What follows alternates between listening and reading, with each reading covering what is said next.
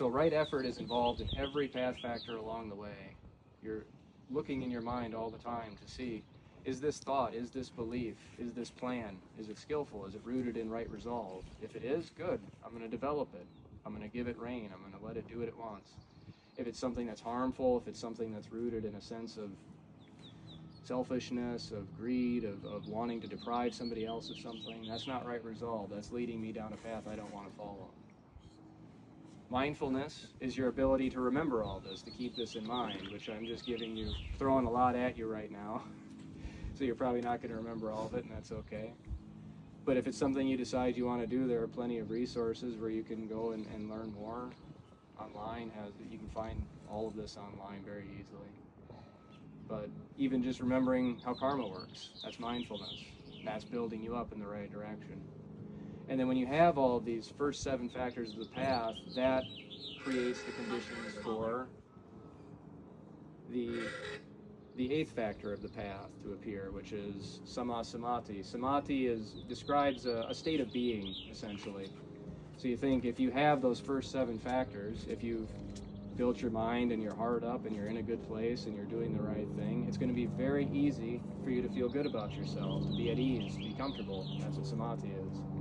It goes much deeper than that because it's also is defined as the practice of jhana, which is seated meditation. It is a process of bringing your awareness inward into your body. Normally our attention is drawn out through the senses to what we hear, what we see, into our minds with our thoughts.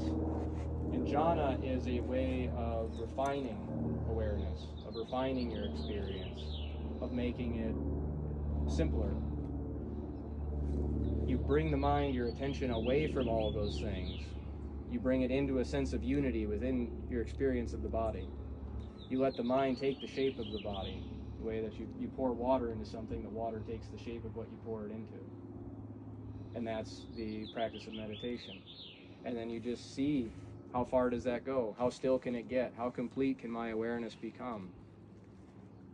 There's a little bit of a push and pull with it, where you put something in and you see what comes back. There's a degree of having to let go of control over it. If you think that meditation has to be a certain way, or that it's qualified by certain things, then you're going to have a really hard time meditating. It's very much about working with whatever is present and arisen right now, not about looking at what it was like before, or what it could be like, or what someone else's experience was like. Meditation and understanding is always about what's in front of me right now. What am I doing with it? How am I interacting with it? What am I creating? And can I make it better? And the duty of the Eightfold Path is to develop it, to keep doing this as consistently as possible. And if you are completing the duty of any one of the Four Noble Truths, you are practicing all 4 of them simultaneously. So I'll leave it at that. I think that's probably more than enough for now.